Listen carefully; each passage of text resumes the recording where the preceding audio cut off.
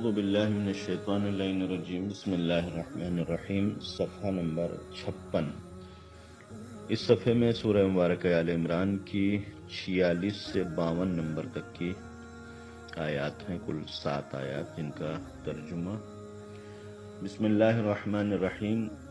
وہ لوگوں سے گہوارے میں بھی بات کرے گا اور بھرپور جوان ہونے کے بعد بھی، اور صالحین میں سے ہوگا۔ مریم نے کہا کہ میرے یہاں فرزند کس طرح ہوگا جبکہ مجھ کو کسی بشر نے چھوا بھی نہیں ہے۔ ارشاد ہوا کہ اسی طرح خدا جو چاہتا ہے پیدا کرتا ہے، اور جب وہ کسی کام کا فیصلہ کر لیتا ہے تو کہتا ہے کہ ہو جا، اور وہ چیز ہو جاتی ہے۔ اور خدا اس فرزند کو کتاب و حکمت اور توریت اور انجیل کی تعلیم دے گا، اور اسے بنی اسرائیل کی طرف رسول بنائے گا، اور ان سے کہے گا کہ میں تمہارے پاس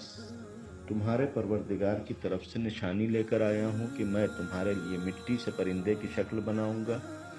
اور اس میں کچھ دم کر دوں گا تو وہ حکم خدا سے پرندہ بن جائے گا،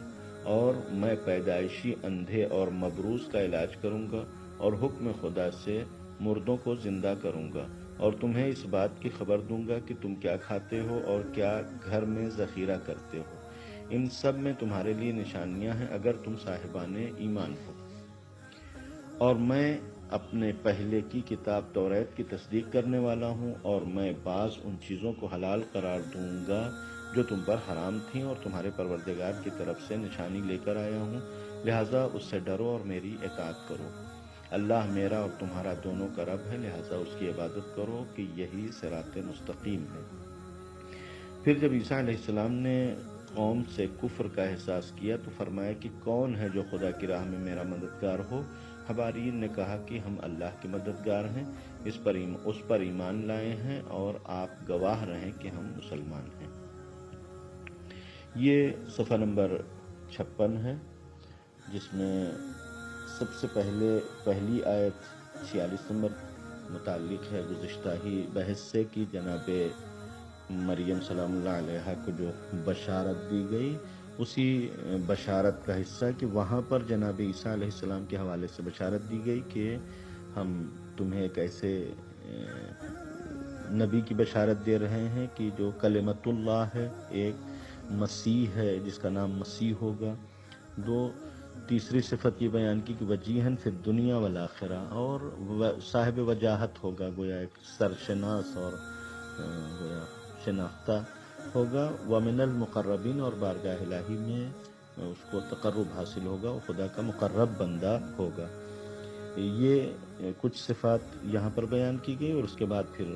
باقی صفات اس 46 نمبر کی آیت میں وَيُكَلِّمُ النَّاسَ، اور وہ لوگوں سے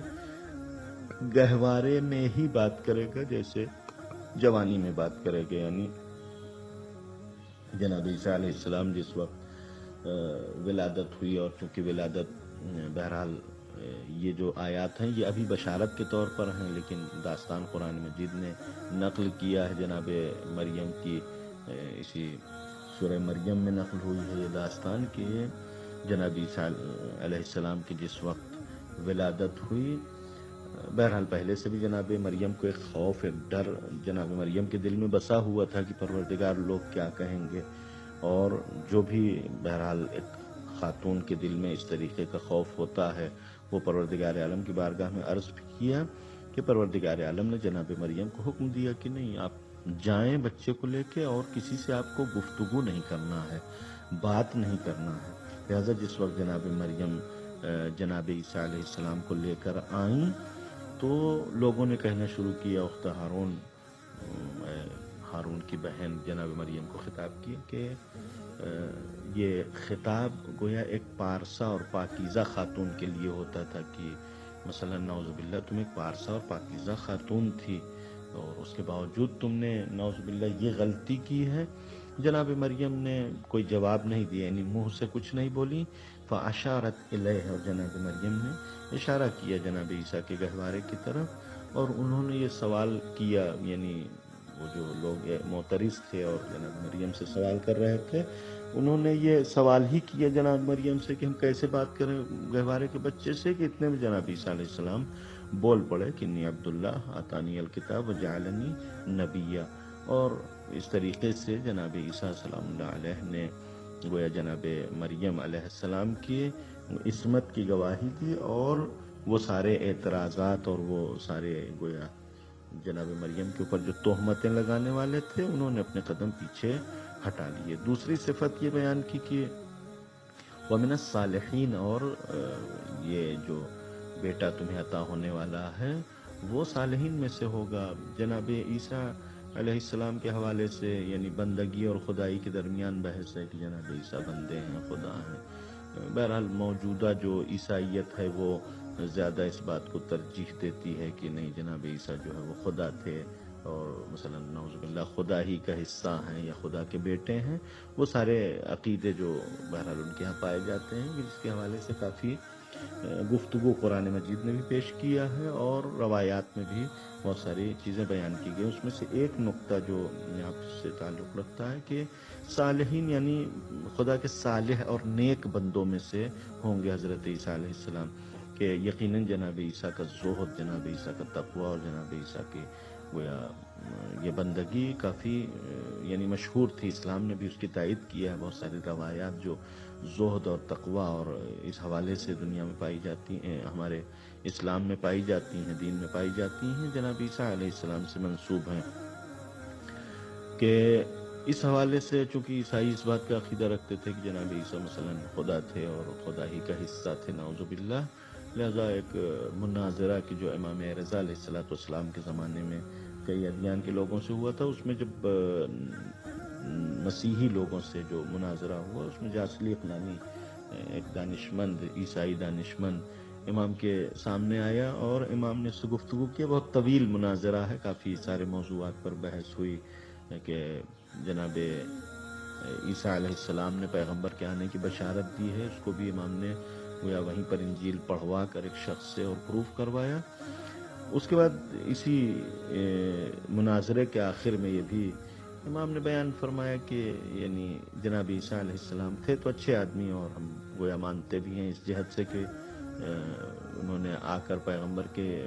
آنے کی بشارت دی ہے، لہذا ایسے جناب عیسیٰ کو ہم بھی مانتے ہیں جو آ کر پیغمبر کی بشارت دے چکے ہیں۔ لیکن عیسیٰ میں ایک کمزوری پائی جاتی تھی نعوذ باللہ، یا ایک خامی پائی جاتی تھی، وہ یہ کہ نماز روزہ بہت کم کیا کرتے تھے، یعنی گویا عبادت میں بہت کمزور تھے۔ جاسلیق نے کہا کہ ابھی تک تو ہم تم کو بہت پڑھا لکھا سمجھتے تھے اور تم کو گویا مسلمانوں کا سب سے بڑا عالم سمجھتے تھے اور سب سے بڑا جانکار سمجھتے تھے، لیکن تم نے سب اپنا خراب کر دیا، یعنی گویا یہ کہہ کر کہ جناب عیسیٰ کمزور تھے عبادت میں، تم نے اپنے علم کو برباد کر دیا، یعنی گویا تمہیں کچھ خبر ہی نہیں ہے۔ امام نے فرمایا کیوں؟ تو کہا کہ جناب عیسیٰ جو ہے وہ صائم النہار تھے اور مثلا قائم اللیل تھے، راتوں کو ہمیشہ عبادت میں بسر کیا کرتے تھے اور ہمیشہ دن میں روزہ رکھا کرتے تھے اور مثلا خدا کی بندگی کرتے تھے۔ اس طریقے سے جب جاسلیق نے کہا تو امام نے پلٹ کے پوچھا کہ یہ سب کس لیے کرتے تھے؟ اگر خدا تھے تو خدا تو کسی کی بندگی نہیں کرتا، یہ نماز پڑھنا، یہ روزہ رکھنا بتاتا ہے کہ جناب عیسیٰ خدا نہیں تھے اور بندے تھے۔ اس طریقے سے جناب عیسیٰ علیہ السلام کی بندگی اور نبوت کو امام نے جاسلیق کے سامنے ثابت کیا۔ اس کے بعد کی آیت چونکہ جناب مریم سلام اللہ علیہ کی بشارت کے حوالے سے گزشتہ آیتیں تھیں،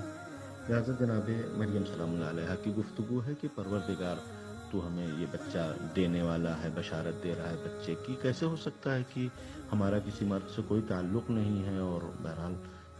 ایسے میں بچے کا پیدا ہونا کیسے ممکن ہے؟ جیسے گزشتہ داستان میں ذکر کیا کہ جناب زکریا نے ذکر کیا کہ ہم بوڑھے ہو چکے ہیں، ہماری بیوی جو ہے وہ عقیم ہے، بانجھ ہے، تو بچہ کیسے ہو سکتا ہے؟ یعنی جناب مریم کو بھی اس جہت سے ایک سوال تھا کہ ایک مرد سے تعلق کے بغیر یہ بچہ کیسے ہوگا؟ دوسرا سوال، یعنی اس سوال کا دوسرا رخ یہ تھا کہ اگر بغیر شادی کے بچہ ہوگا تو پھر مثلا دنیا والوں کو کیا جواب دیں گے؟ کہ دونوں کے حوالے سے قرآن مجید نے بہرحال ذکر کیا، ابھی جو داستان سورہ مریم کی نقل کی ہے گزشتہ آیت کے ذیل میں، وہ داستان بہرحال قرآن مجید نے نقل کی ہے تفصیل کے ساتھ کہ پروردگار عالم نے کس طریقے سے جناب مریم کے عصمت کو محفوظ رکھا اور جناب مریم سے اس تہمت کو دور رکھا۔ دوسرا یہ سوال کہ یہ بچہ کیسے پیدا ہوگا بغیر تعلق کے، تو پروردگار عالم نے کہا یہ مشیت الہی ہے، یہ قدرت الہی ہے، یعنی پروردگار عالم محتاج نہیں اس بات کا کہ جو اسباب دنیا میں ہیں بچے کی ولادت کے، انہی اسباب کے تحت بچے کی پیدائش ہوگی۔ دوسرا یہاں پر جناب مریم سلام اللہ علیہ کا ایمان، گویا ایک ایمان کی قوت کو ذکر کرنا چاہیے کہ ایک خاتون کی جو اتنی پاکیزہ ہو کہ دنیا میں اس کی پاکیزگی کے چرچے ہوں، ایک نبی ان کے اوپر بھروسہ کرتا ہو اور ایک نبی ان کی عظمت سے متاثر ہو کہ مثلا اپنے فرزند کی دعا کرتا ہو، ایسے میں جس وقت پروردگار عالم جناب مریم سے کہتا ہے کہ ایک ایسا بچہ پیدا ہونے والا ہے کہ جو مثلا بغیر کسی مرد کے تعلق سے پیدا ہوگا، کہ جس کے بعد یہ احتمال نہیں بلکہ یقین ہے کہ لوگ تہمت لگائیں گے، اور اس کے بعد یعنی جو پروردگار عالم نے جناب مریم کو راستہ دکھایا کہ جناب عیسیٰ گواہی دیں گے، اس سب کی گفتگو بعد میں ہوئی ہے، لیکن صرف پروردگار عالم کے کہنے کی بنیاد پر جناب مریم کا یہ قبول کر لینا، یہ جناب مریم کا ایمان ہے کہ اگر پروردگار عالم ایسا چاہتا ہے تو بہرحال خدا جو چاہتا ہے وہی انجام دینا ہے، اور اس ایمان کی گویا جزا یہ جناب مریم کو ملی کہ پروردگار عالم نے ایک ایسے مرحلے سے گزرنے کے بعد بھی جناب مریم کے گویا دامن کو داغدار نہیں ہونے دیا۔ اس کے بعد جناب عیسیٰ علیہ السلام کے حوالے سے پھر گفتگو ہے کہ جناب عیسیٰ کو پروردگار عالم نے بھیجا تو کہا کہ ہم اس بچے کو کتاب اور حکمت کی تعلیم دیں گے، اور کتاب اور حکمت کے طور پر جن چیزوں کی تعلیم دینا ہے وہ توریت اور انجیل ہے، کہ گویا توریت اور انجیل بھی پروردگار عالم کی طرف سے نازل ہوئی، اور یہ کتاب بھی حکمت کے ساتھ نازل ہوئی تھی، یعنی جس طریقے سے قرآن کو ہم قرآن حکیم کہتے ہیں، اسی طریقے سے یہ بھی کتاب تھی جو گویا کتاب حکیم تھی اور ایک محکم کتاب تھی جس میں حکمت تھی، حکمت الہی موجود تھی، لیکن بہرحال آج موجودہ جو توریت انجیل ہے وہ چونکہ الہی تعلیم سے خالی ہو چکی ہے، لہذا اب اس کتاب کو کتاب حکیم نہیں کہہ سکتے، کہ یقیناً جو حکمت جناب عیسیٰ علیہ السلام کے پاس تھی وہ عظیم حکمت تھی کہ پروردگار عالم نے اس بات کا اعلان بھی کیا ہے وَمَن يُؤْتَ الْحِكْمَةَ فَقَدْ أُوتِيَ خَيْرًا كَثِيرًا، کہ جس کو بھی حکمت عطا کی جائے گی اس کو خیر کثیر عطا کیا جائے گا، یعنی جناب عیسیٰ علیہ السلام کو پروردگار عالم نے یہ خیر کثیر دیا تھا۔ اس کے بعد جناب عیسیٰ علیہ السلام کی یہ گفتگو کہ ہم رسول بن کے آئے ہیں بنی اسرائیل کی طرف اور خدا کی طرف سے نشانیاں لے کے آئے ہیں۔ پھر جناب عیسیٰ نے اپنی نشانیوں کا ذکر کیا کہ ہماری نشانی ایک یہ ہے کہ ہم ایک مٹی سے پرندے کی شکل بنائیں گے اور اس میں پھونکیں گے، اور جب پھونکیں گے تو وہ ایک اصلی پرندے کی طرح ہو جائے گا بِإِذْنِ اللہ، اللہ کے اذن سے۔ دوسری نشانی جناب عیسیٰ علیہ السلام نے اپنی گویا رسالت اور نبوت کی بیان کی کہ ابرئ الاکمہ، ہم جو مادرزاد اندھے ہوتے ہیں، پیدائشی اندھے ہوتے ہیں، ان کو ہم شفا دینے والے ہیں، یعنی ان کو جو ہے وہ جناب عیسیٰ کے معجزہ یہ تھا کہ ہاتھ پھیرتے تھے منہ پہ اور وہ بینا ہو جاتا تھا اور دیکھنے لگتا تھا۔ والابرص، کوڑھیوں کو ہم جو ہے وہ شفا دینے والے ہیں۔ اسی طریقے سے خدا کے اذن سے ہم مردوں کو زندہ کرنے والے ہیں، اور ہماری نشانی یہ ہے کہ ہم یہ بتا سکتے ہیں کہ تم کیا کھاتے ہو اور اپنے گھر میں کیا رکھتے ہو، کہ روایات میں ہے کہ 7 سال کی عمر سے جناب عیسیٰ علیہ السلام کے اندر یہ خدا داد قوت تھی کہ جناب عیسیٰ علیہ السلام یہ سارے کام انجام دے سکتے تھے۔ اس کے بعد پھر جناب عیسیٰ نے اپنی رسالت کی علامتوں میں سے ایک علامت وَمُصَدِّقًا لِمَا بَيْنَ يَدَيَّ مِنَ التَّوْرَاةِ، کہ جو توریت ہمارے سامنے ہم اس کی تصدیق کر رہے ہیں، یعنی توریت جناب موسیٰ علیہ السلام کے اوپر نازل ہوئی تھی، اور گویا جناب عیسیٰ کے زمانے میں یہودیوں کے پاس یہ توریت تھی، اور جس طریقے سے پیغمبر نے آ کر توریت اور انجیل کی تصدیق کی ہے اور اس بات کا اعلان کیا کہ ہم گزشتہ کتابوں کی تصدیق کرنے والے ہیں اور گزشتہ رسولوں کی تصدیق کرنے والے ہیں، اسی طریقے سے جناب عیسیٰ علیہ السلام بھی گزشتہ کتاب اور گزشتہ نبوتوں کی تصدیق کرنے والے تھے، اور ساتھ ہی ساتھ آئندہ نبوت کی بشارت دینے والے بھی تھے۔ لہٰذا ایک تو ہم کتاب توریت اور انجیل کی تصدیق کرنے والے ہیں، دوسرا یہ کہ یہودیوں کے اوپر جو بعض احکام حرام ہیں اس میں سے کچھ جو ہے وہ ہم جائز قرار دیں گے، یعنی گویا پروردگار عالم کی طرف سے یہ احکام ہم بیان کریں گے، اور اس طریقے سے کچھ چیزیں جو پہلے حرام تھیں ان کو جائز کریں گے، اور ہم پروردگار عالم کی طرف سے جب نشانی لے کے آئیں فاتقوا اللہ واطیعون، لہذا خدا سے ڈرو اور ہماری پیروی کرو، یعنی ہماری اطاعت کرو۔ یہاں پر چونکہ جناب عیسیٰ علیہ السلام نے ساری جو نشانیاں بیان کی، سب کے ساتھ اس بات کا اعلان کیا کہ ہم خدا کی طرف سے یہ ساری نشانیاں لے کے آئے ہیں، لہذا جب جناب عیسیٰ علیہ السلام جو کچھ بھی لے کے آئے سب خدا کی طرف سے لے کے آئے ہیں، تو پھر جناب عیسیٰ کا یہ کہنا کہ ہماری اطاعت کرو، گویا یہ اطاعت در واقع خدا کی اطاعت ہوگی، یعنی جناب عیسیٰ جب سارے احکام پروردگار عالم کی طرف سے لے کے آئے ہیں تو یہ جو چیزیں بھی کہیں گے وہ خدا کی طرف سے کہیں گے، لہذا اگر کوئی انسان اطاعت کرتا ہے تو در واقع خدا کی اطاعت ہوگی، یہ صرف جناب عیسیٰ علیہ السلام کی اطاعت نہیں ہے۔ اور اس کے بعد جناب عیسیٰ نے یہاں پر پھر اپنی بندگی کا احساس دلایا ان کو، ان اللہ ربی و ربکم، اللہ ہمارا بھی رب ہے اور تمہارا بھی رب ہے، فاعبدوہ ھذا صراط مستقیم، لہذا اسی خدا کی عبادت کرو، یہ ہمارا صراط مستقیم۔ تو جب جناب عیسیٰ علیہ السلام اس بات کا اعلان کرتے ہیں کہ ہمارا بھی رب ہے تمہارا بھی رب ہے، اس بات کا اعلان ہے کہ جیسے تم خدا کے بندے ہو، خدا تمہارا رب ہے، ویسے ہی ہم بھی خدا کے بندے ہیں اور خدا ہمارا رب ہے، اور اسی کی عبادت کرنا ہے، یعنی جب ہم بندے ہیں تو ظاہر ہے کہ اسی رب کی عبادت کریں گے، اور یہی صراط مستقیم ہے، یعنی یہ جناب عیسیٰ کا بیان خود عیسائیوں کی اس عقیدے کو باطل کر دیتا ہے کہ جناب عیسیٰ نعوذ باللہ خدا یا خدا کا بیٹے یا خدا کا حصہ جز نہیں تھے۔